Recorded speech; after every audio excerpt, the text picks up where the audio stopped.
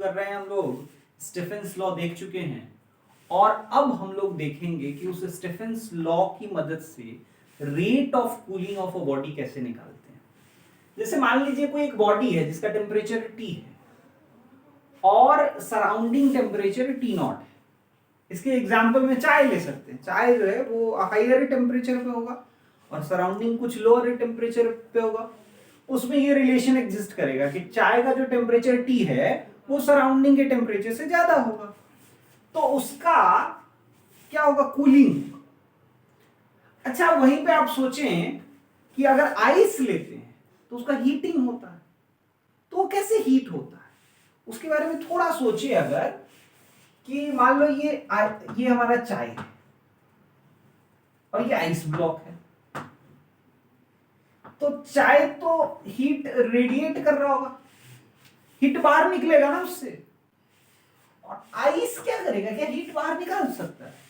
नहीं, वो heat absorb कर रहा होगा।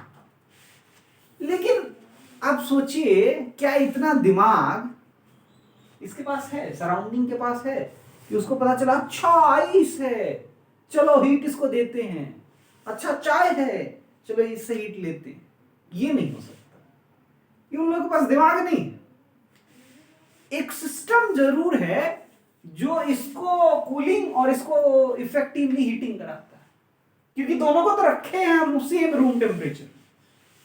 हो क्या रहा होगा, ये दोनों ऑब्जर्वेशन एक साथ हम लोग एक्सप्लेन तब कर सकते हैं अगर हम ये माने कि कोई एक बॉडी किसी T टेम्परेचर पे है तो वो हीट रेडिएट भी कर रहा होगा और हीट एब्जॉर्ब भी कर रहा होगा।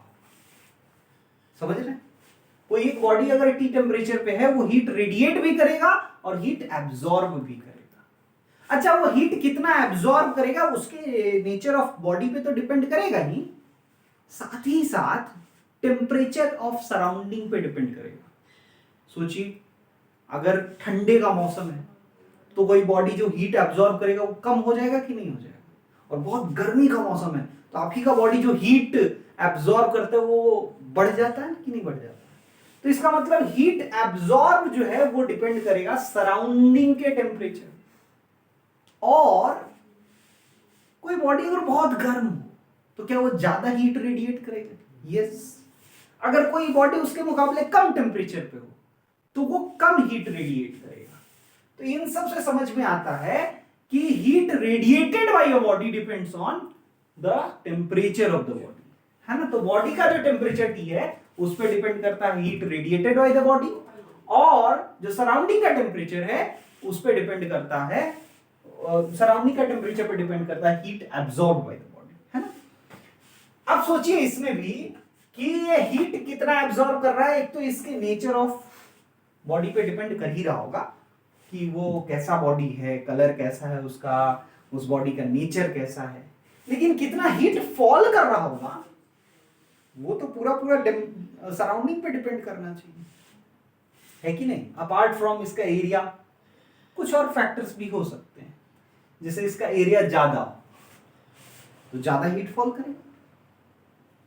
अब देखेंगे कि आइस का ब्लॉक है तो वो उतना जल्दी नहीं पिघलता, लेकिन उसको पूरा छोटा छोटा टुकड़ा में बांट दीजिए, पूरा फैला दीजिए तो तुरंत पिघल जाता है, क्योंकि आपने उसका एरिया बढ़ा दिया। तो हीट रेडिएशंस जो एब्जॉर्ब कर रहा है वो बढ़ जाएगा। तो एरिया पे डिपेंड करेगा, नेचर ऑफ सरफेस पे डिपेंड करेगा। लेकिन मेन फैक्टर जो होगा, इन सारे फैक्टर्स को अगर हम फॉर टाइम बीइंग अगर इग्नोर कर दें तो जो मेन फैक्टर है वो है टेम्परेचर ऑफ द सराउंडिंग। अब देखिए, नेचर ऑफ सब्सटेंस जो है वो कहीं ना कहीं ई में घुस जाता है। ई जो है वो नेचर ऑफ सब्सटेंस पे डिपेंड करता है कि नहीं। और हम लोगों ने बात कर लिया है कि एब्जॉर्प्टिविटी और एमिसिविटी दोनों क्या होता है, न्यूमेरिकली इक्वल होते हैं।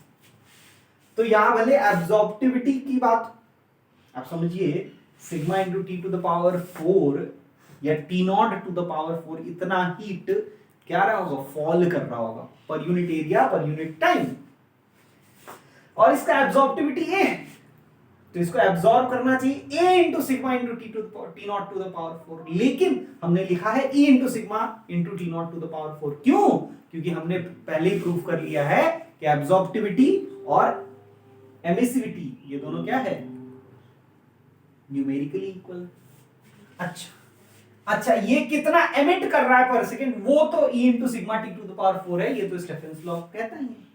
तो अगर इन दोनों इफेक्ट्स को हम एक साथ कंसिडर करें तो total rate of heat loss per unit area, ये ध्यान से देखेंगे तो ये हीट लॉस्ट या heat radiated per unit area है, पर यूनिट टाइम है कि नहीं?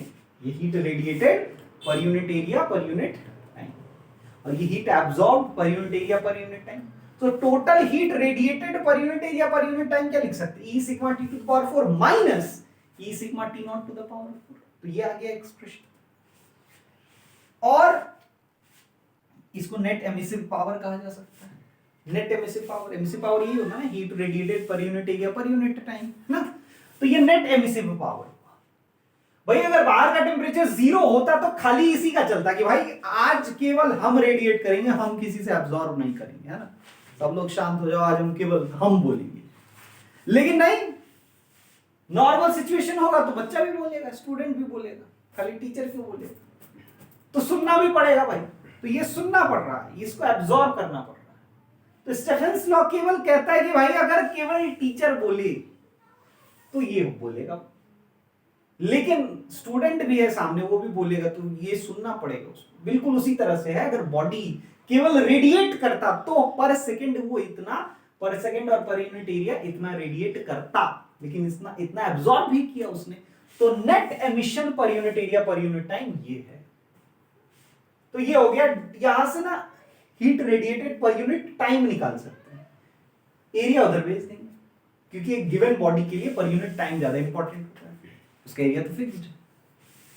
तो E sigma A into T to the power 4 minus T naught to the power 4, ये हमने देख लिया। अब हम लोग जानते हैं कि किसी चीज से हीट निकले या हीट उसको दो तो correspondingly there is some change in temperature, है ना, कुछ तो चेंज इन टेम्परेचर होगा, वो बढ़ भी सकता है, घट भी सकता है। जैसे इसमें जो हमने केस लिया उसमें हायर टेम्परेचर पे बॉडी को माना है, तो इसमें उसका टेम्परेचर कंटिन्यूअसली डिक्रीज कर रहा होगा।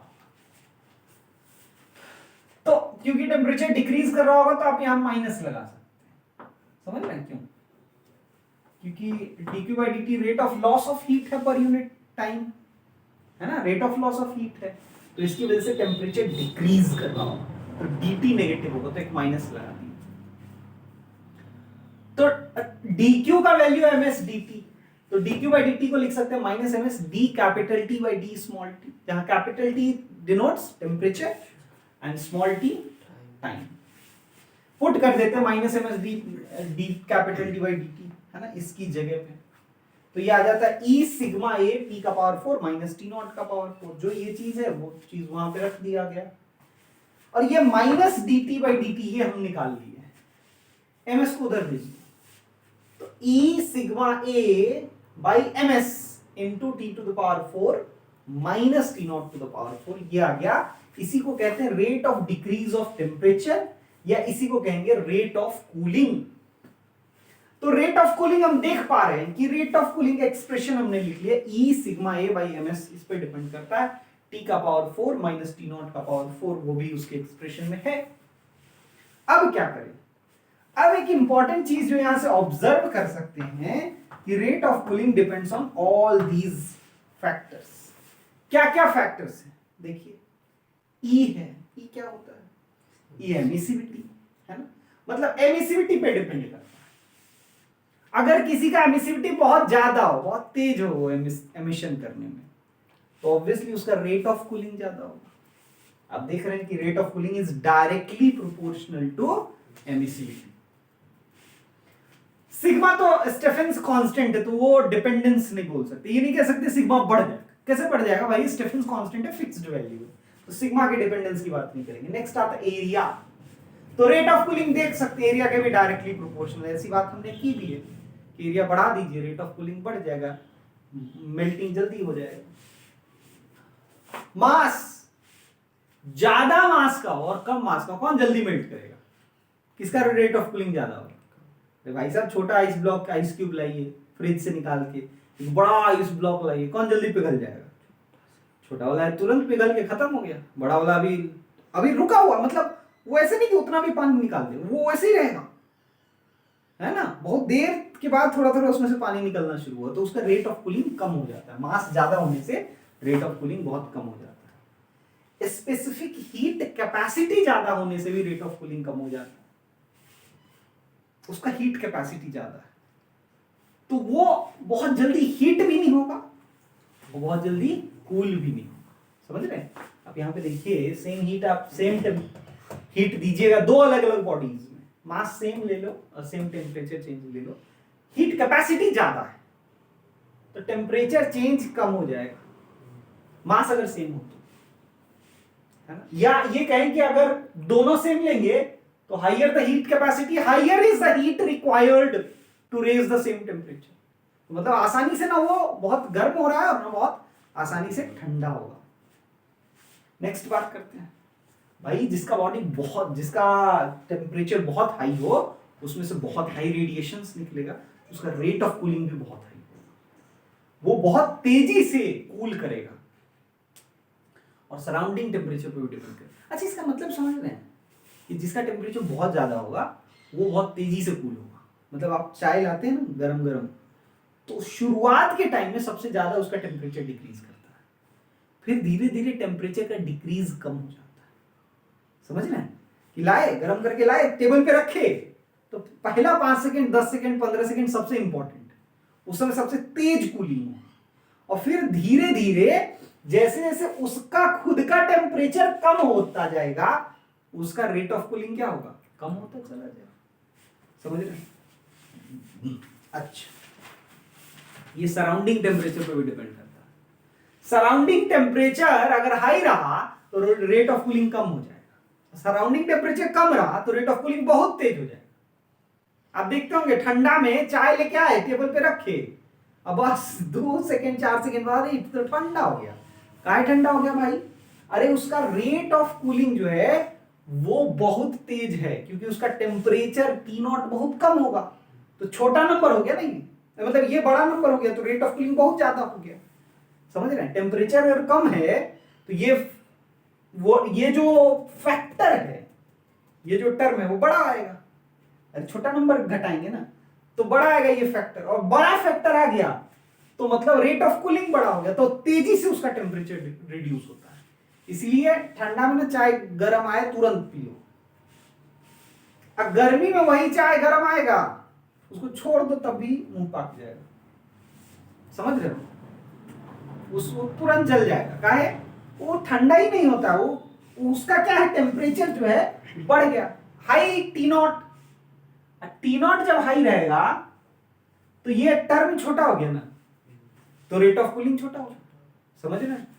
तो इसीलिए क्या क्या सीखे, E हाई होने से रेट ऑफ कूलिंग हाई होता है, एरिया हाई होने से रेट ऑफ कूलिंग हाई होता है, M हाई होने से रेट ऑफ कूलिंग लो होता है, S हाई होने से रेट ऑफ कूलिंग लो होता है, T हाई होने से रेट ऑफ कूलिंग हाई होता है, T0 हाई होने से रेट ऑफ कूलिंग लो होता है, इसमें लो है इसमें लो है इसमें लो है और इसमें हाई हाई हाई, समझ रहे हैं, पूरा बात समझ में आ गया, जल्दी से लिख लीजिए। चलिए अब शुरू करते हैं, आगे बढ़ते हैं, नेक्स्ट क्वेश्चन करते हैं। The spherical body of radius 12 centimetre radiates 450 watt power at 500 kelvin. If radius is half, अगर रेडियस को आधा कर दें एंड टेम्परेचर इज डबल्ड, और टेम्परेचर को डबल कर दें, what would be the power radiated. अब देखिए पावर रेडिएटेड की बात कर रहा है, मतलब इसमें ना सराउंडिंग टेम्परेचर नहीं दिया है, तो इसमें आपको एब्जॉर्प्शन वाला फैक्टर लेने की जरूरत नहीं है, तो Q/T इक्वल्स टू सिग्मा या E सिग्मा A T का पावर 4, इससे काम चल जाएगा। अब बोल रहा है ये हो गया ना पावर रेडिएटेड, तो पावर रेडिएटेड जो है इसको अगर H से डिनोट करें, हीट करेंट टाइप का चीज हुआ, तो H जो है एरिया पे डायरेक्टली प्रोपोर्शनल है, T के पावर 4 पे भी डायरेक्टली प्रोपोर्शनल है। तो अगर दो हीट को कंपेयर कर रहे हैं H1 और H2, तो बेसिकली A1 T1 का पावर 4 और A2 T2 का पावर 4 होगा। A1 क्या है, इसमें रेडियस जो है हाफ हो रहा है, मतलब अगर ये A1 कुछ A है, रेडियस हाफ होगा, A/4 हो जाएगा, समझ रहे हैं? बाद में एरिया जो है A/4 हो गया। और बोल रहा है टेम्परेचर जो है वो डबल कर रहे हैं, तो अगर ये T का पावर 4 है तो ये 2T का पावर 4 होगा। तो उससे क्या होगा भाई, A से A कट गया, T का पावर 4 से T का पावर 4 कट गया, 1/4 इंटू 2 का पावर 4 16 होगा क्या, बिल्कुल। तो 1/4 ये हो गया है, टेम्परेचर डबल कर दिया हमने और हमने एरिया को, रेडियस को हाफ कर दिया, एरिया को 1/4 कर दिया। H1 दिया हुआ है हमको 450 और निकालना है हमको H2, तो निकल गया क्या, देखिए तो H2 इक्वल्स टू, या heat radiated, power radiated after the changes is 4 into 450 what, यानी 1800 वॉट। आसान। नेक्स्ट क्वेश्चन देखते हैं, आई होप ये समझ में आ गया होगा। ये देख, नेक्स्ट कह रहा था operating temperature of an incandescent bulb with tungsten filament of power 56.7 watt is 4000 Kelvin. If surface area is 25 mm square, find its emissivity. Emissivity निकालना है, ठीक है भाई। इसमें हम लोग को Q/T तो दिया हुआ है 56.7 equal to E sigma A T का पावर 4। E हमको निकालना है, सिग्मा का वैल्यू हमको दिया हुआ है और हम जानते भी हैं 5.67 into 10 to the power -11। E sigma A is 25 mm square, तो 25 इंटू 10 टू द पावर -6 है ना, नहीं मीटर स्क्वायर में कन्वर्ट करना, हाँ ठीक है, 10 टू द पावर -3 होता ही, और इंटू T का पावर 4, इसका पावर 4, तो बहुत हाई वैल्यू होगा, 128 आएगा क्या,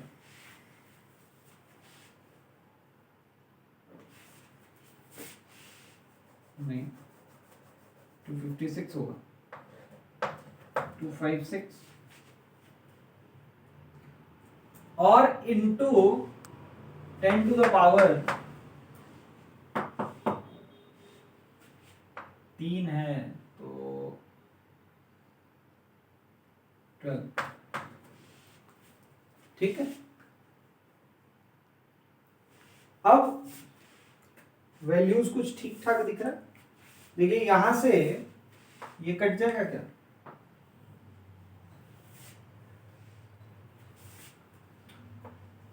ये बाई 100 हुआ, ये बाई 10 हुआ, ये और ये कैंसिल, और क्या बच गया, E का वैल्यू आया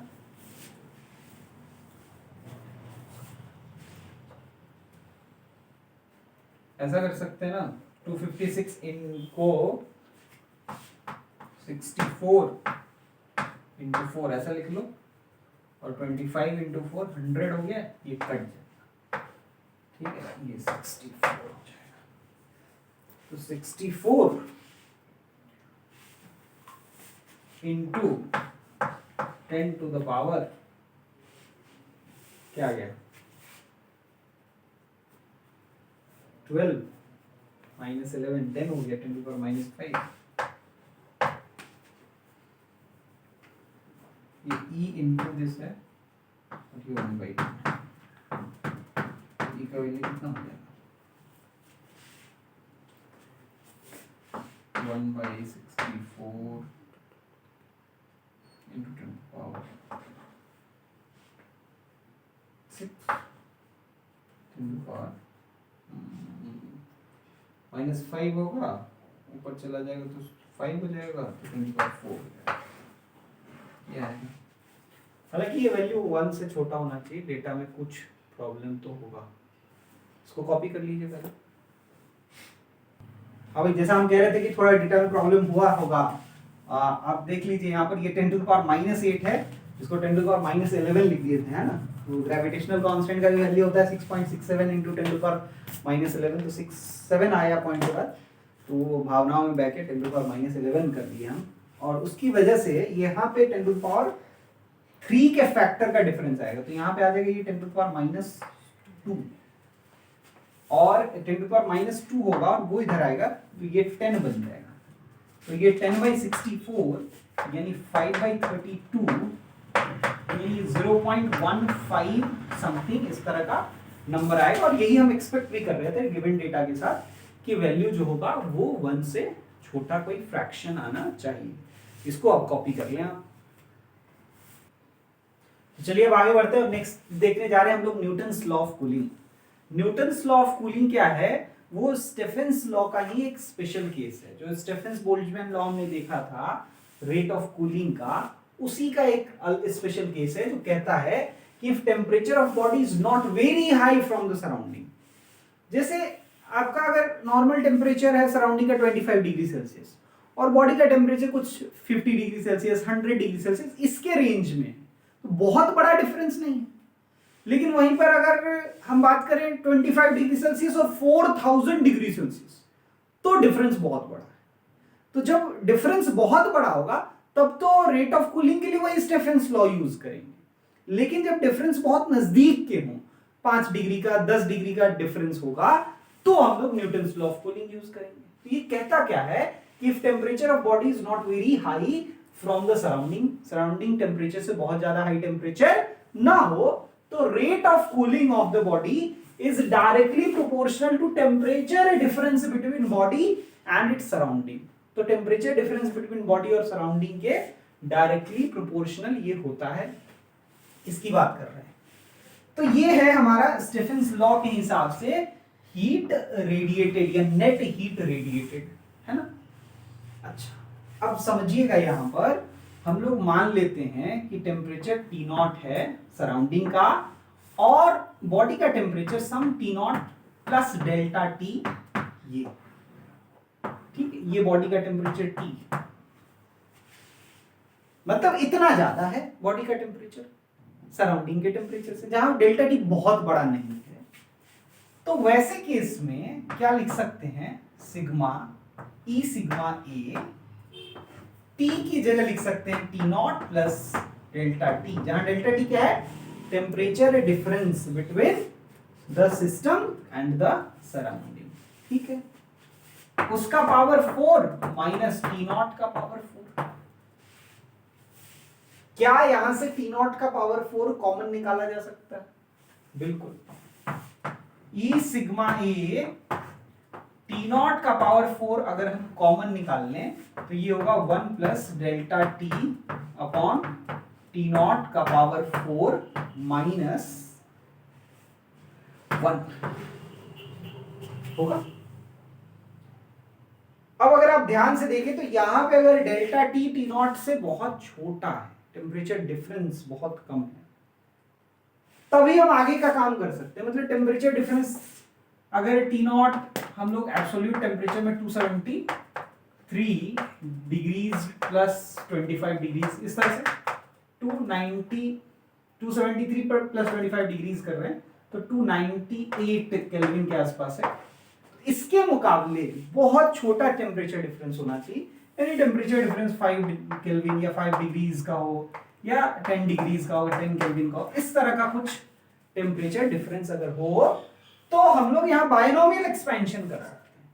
और अगर बायनोमियल एक्सपेंशन करते हैं तो हम लोग को मालूम है 1 plus X to the power n क्या होता है, बोलो 1 प्लस nx होता है कि नहीं।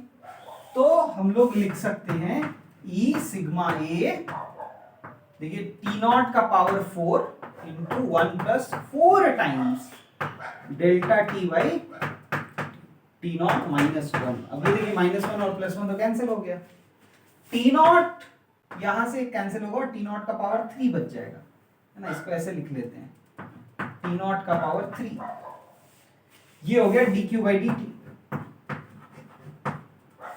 तो हम लोग लिख पाएंगे D Q by D T is equal to E sigma A T nought cube into 4, E sigma A into T nought cube into delta T.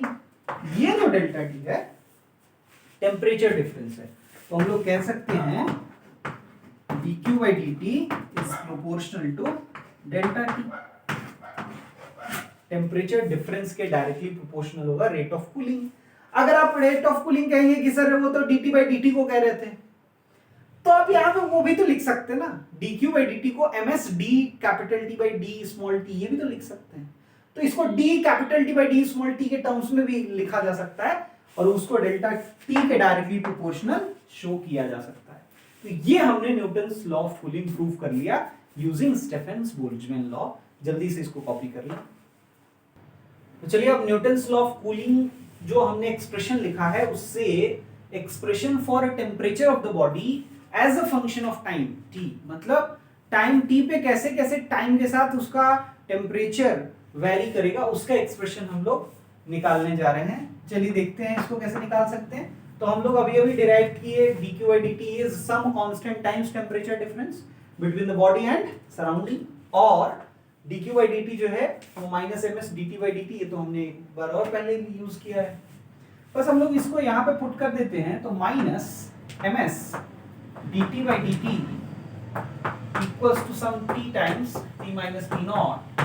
और आप ये भी कह सकते हैं कि ये अब जाके rate of cooling directly proportional to temperature difference आ गया है, ये भी आप कह सकते हैं। तो रेट ऑफ कूलिंग यानी minus dt by dt equals to some constant times t minus t naught, ऐसा लिखा जा सकता है।